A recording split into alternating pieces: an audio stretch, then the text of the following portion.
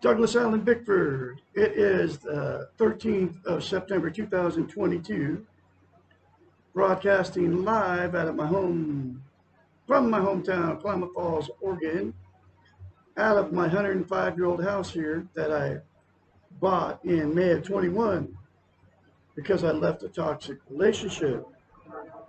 It is 10:24 a.m. Pacific Standard Time here.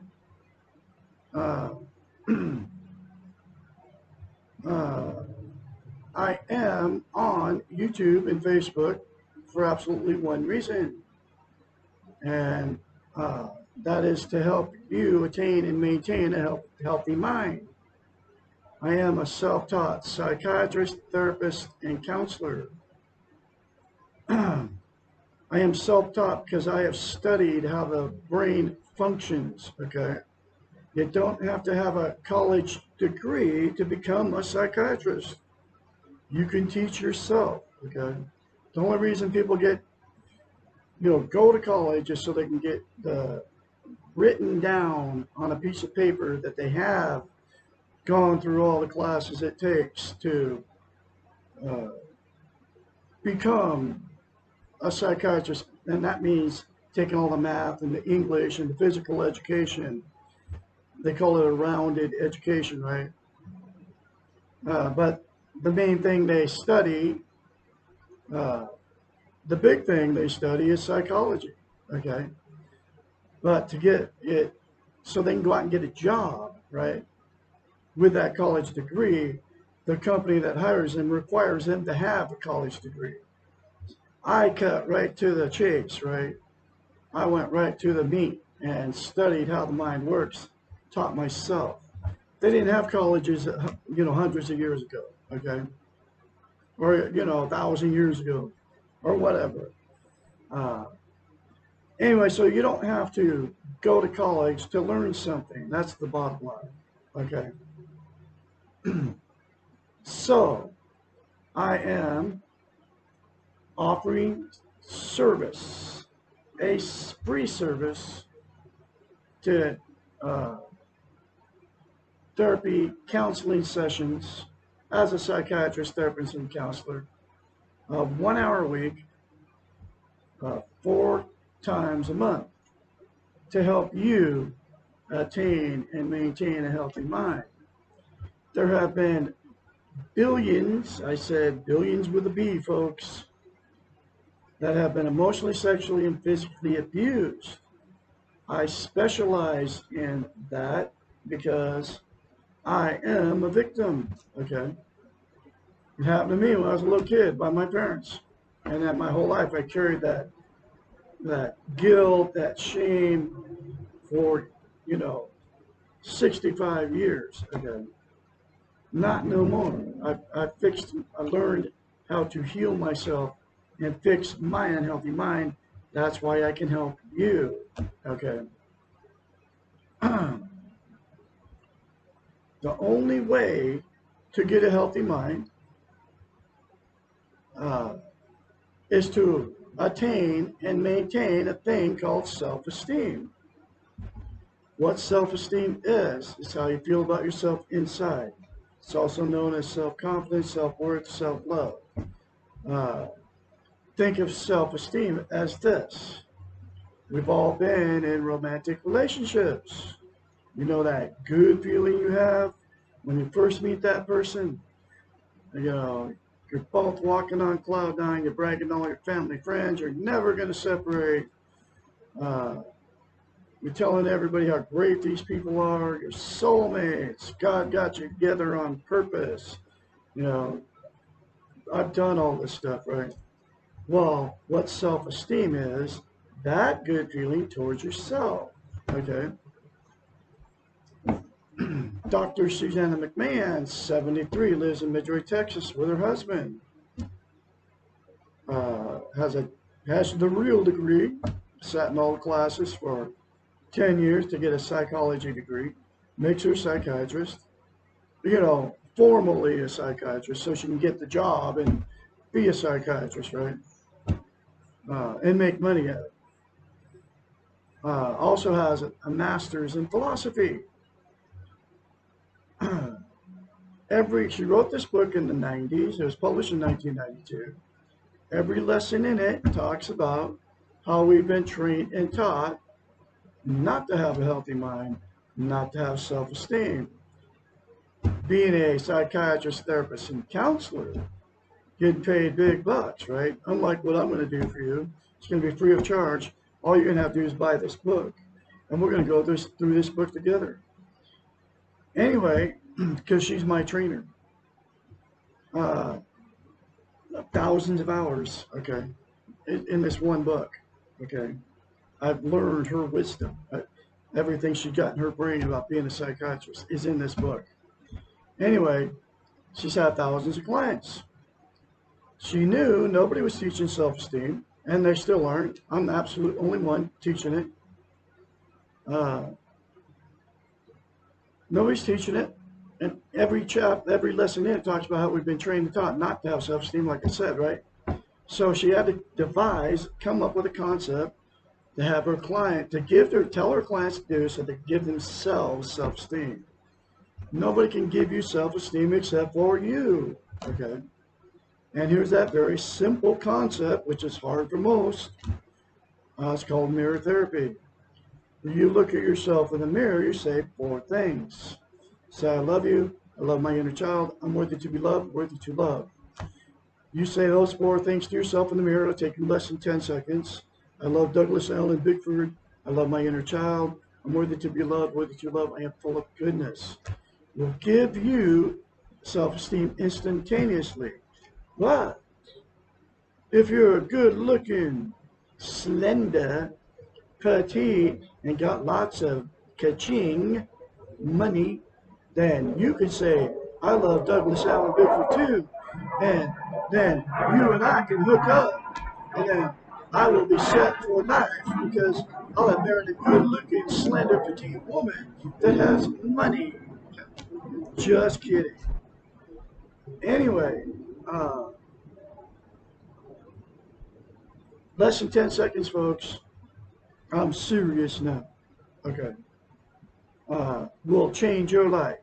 But the thing with self-esteem is it will give you self-esteem instantaneously. But you have to say it repeatedly over and over again to yourself every day for the rest of your life, literally. Because to maintain that self-esteem, it's like lifting weights. You start lifting weights and you stop, you have to start over from scratch. Self-esteem is the exact same thing for the brain. Okay. Self-esteem is the absolute most important thing you can have as a human being. There's 2 reasons. The first reason is you can't be content without it. What content means is you feel good about how, where, and what you are. It's also known as internal peace. There are 12 things that people are using to try to be content. And these 12 things are always a temporary fix. They'll never make you permanently content. They are self-harm, which is cutting or scratching yourself. People commit suicide to try to make themselves feel better. And suicide is a very dangerous gamble, folks. All the social media, doesn't matter what it is, Facebook, YouTube, TikTok, you're using it to make yourself feel good, and it's always a temporary thing, right? Drugs, all of them, doesn't matter which one it is. Pot, methamphetamines, heroin, prescription pills, okay, that your doctor's prescribing you unnecessarily. All of them. And then that nobody knows, because nobody talks about caffeine. Yes, your favorite beverage with caffeine in it. Caffeine is a stimulant. It's a drug, okay? And so is nicotine. Nicotine is like an opiate. It calms you down, okay? And it's always a temporary thing, drugs, right? Like the buzz from the caffeine, right? Or the pot high. It always goes away, so you have to do more to get the same feeling, right? Then people get addicted to caffeine and nicotine and then all the drugs because they keep using them. And you're using them for one reason, to make yourself feel good, okay? Alcohol, exact same thing. Doesn't matter what it is, beer, wine, hard liquor. My third wife, well, no, my fourth wife said, "It's just red wine." I didn't drink when I married her. Okay, this is my last toxic relationship I'll ever be in. And that red wine took us down along with a lot of other stuff. Okay. Uh,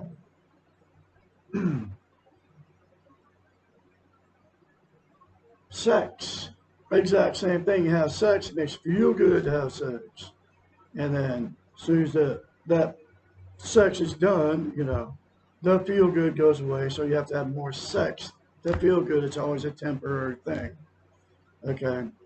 Food, exact same thing. You're hungry, you eat. People feel good when they're eating, so they overeat.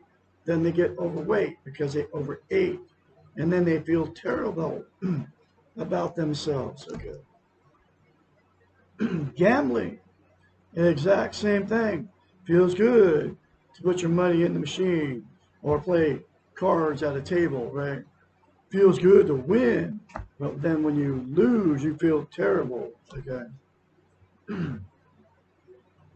Let's see. Television is a huge one. A lot of people, when they get older, they sit behind the freaking booth tube because they have nothing better to do. But they do have better stuff to do, like enjoy everything you've been blessed with in the United States of America, right? But they sit behind the booth tube. It doesn't matter what you watch.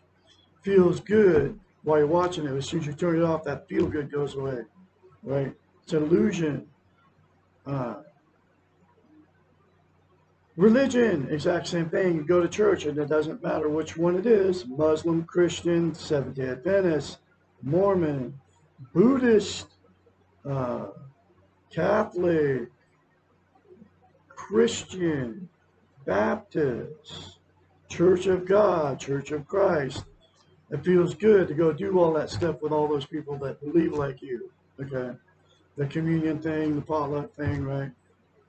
But as soon as you leave, that good feeling goes away, and then you got to go back and have more church to feel good. Material possessions, get something new, get something different. It feels good at first. The new car sitting in the driveway, right? Bragging to all your family and friends about it, that's a huge one. Or even a different car. And then as soon as that the reality sets in, you got a high payment if you bought a new one with high insurance payments, that sets in, wow. And then because the feel good went away, right? And all the other ones are all the same. People become hoarders. That mental illness is because they're trying to make themselves feel good with stuff. Okay, it's always a temporary thing. Uh, that's why women have 100 pair of shoes in their closet, or men. You can't even wear all that stuff, right? Next one is a new relationship. Feels good when you first get into it, but then when that good feeling goes away, uh, then you end up getting rid of that person. They get rid of you because you think you fell out of love, right? Uh, and then the very last one uh, is money. Get some money. It doesn't matter how much you get. Spend it, blow it, save it, gamble it, whatever you do with it. Buy something cool with it. As soon as that money's gone, even if you save it, folks, the feel good goes away. Okay? And you want more money to feel good. So those are the 12 things that you're using to make yourself feel good. It's always a temporary fix. The absolute only thing that's going to give you permanent contentness and internal peace, which content is another word for eternal peace, is to attain and maintain self-esteem, and that is by the 4 things to yourself in the mirror daily for the rest of your life. And like I said, it'll take you 10 seconds or less to do it. Uh,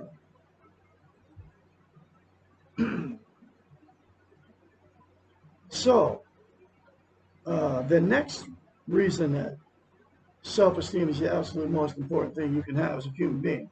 Can't love without it, and we can't be loved without it.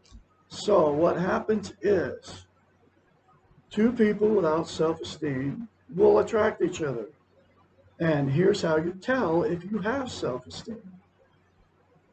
If you can very confidently say, I love you in the mirror, I love my inner child, I'm with you love, with you love, I'm full of goodness, that means you have self-esteem. If you can say it, and you can say it every day. If you can't, you don't have self-esteem. If you want to call me crazy because I tell you that, you don't have self-esteem, okay? So what happens is two people, like I said, will attract each other, okay, that don't have it. So after the good feeling goes away, that you were bragging to all your family and friends how great these people were, right? They're your soulmate and all that stuff. When it first happened, then that's when the fights and the arguments start. The cheating on each other, the getting in the car, going down the road, can't get away from the maniac fast enough that you're married or you're just with, right? Uh, Going to bars, picking up strange people to have sex with, the flirting right in front of each other with your best friend and his or her husband, right? Uh, I mean, I've been through all this stuff. And then because the relationship became toxic, the name calling and everything, getting up in the middle of the night, the drug and the alcohol use, y'all know what I'm talking about. Uh, no peace in the relationship. So because it became toxic, you will divorce or separate, right? And then the same two people will go and jump back in another relationship, and the exact same thing will happen because you got in another one without self-esteem. You met somebody just like you. The second thing that'll happen, and two that got together with no self-esteem, they'll stay in that toxic relationship forever because uh, they're codependent on each other for whatever reason. They don't want to be a failure. They can't be alone. They don't want to be a failure, embarrassment to all their family, friends, and church members, right? Uh, they're afraid to leave and they have nowhere to go. So let's stay in it forever. And then all the emotional, sexual, and physical abuse that those two dish out to each other just gets swept under the rug by all the family. And it becomes a dysfunctional family at that point. And then dysfunctional families pop out more dysfunctional families down the line, and the cycle continues, okay, to all the children. The children get in dysfunctional families. The very last thing that'll happen that two got together with no self-esteem is this. After so many failed relationships and marriages, they'll just exit out of the romantic scene and just be alone for the rest of their lives. And because they can't find anybody to love them, they can't find anybody to love because you cannot love or be loved without self-esteem. And you can't be content without it. So they'll use the 12 things to try to be content. And nothing works. They'll be just as miserable alone as they were in the relationship getting abused, right? Because they don't have self-esteem. Douglas Allen Bickford, trained psychiatrist and therapist, uh, has the cure. I have the fix. All parties involved say 4 things to themselves in the mirror to attain and maintain self-esteem. It'll fix a toxic relationship. It'll give the person in a toxic relationship, if the person that you're with doesn't want change and you do, give you the strength and courage to leave. It'll give the person all alone out there the strength and the courage to not have to use the 12 things to try to feel good because they'll have internal peace. Okay? Then all participants that I just described, to the tune of billions of people, folks, get this book and go through the many other concepts in it. And then you can call me at 458-232-5238 to schedule your first therapy session, 1 hour a week, 4 times a month. And we will go through this book together, and I will be your mentor. I will be your psychiatrist, your therapist, your counselor, and your friend. And you can fix your unhealthy mind and get in healthy relationships. and I will help you, show you how to do it. I've done it for myself. I can help you also. So I'm going through this book one lesson at a time. Here's that next lesson. Why am I so afraid? Lesson number 6.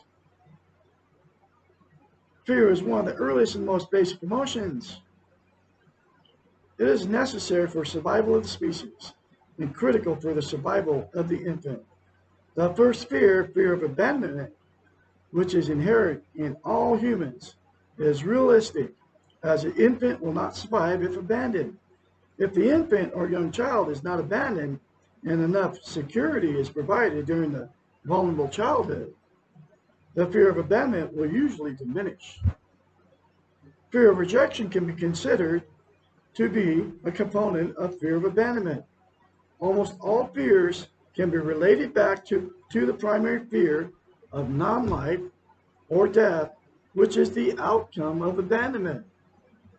Death, fear, abandonment, and rejection are all manifestations of the powerlessness or loss of control. We are afraid of what we can't control. We are also afraid of what we do not know. How can we control the unknown? Fear is often synonymous with insecurity.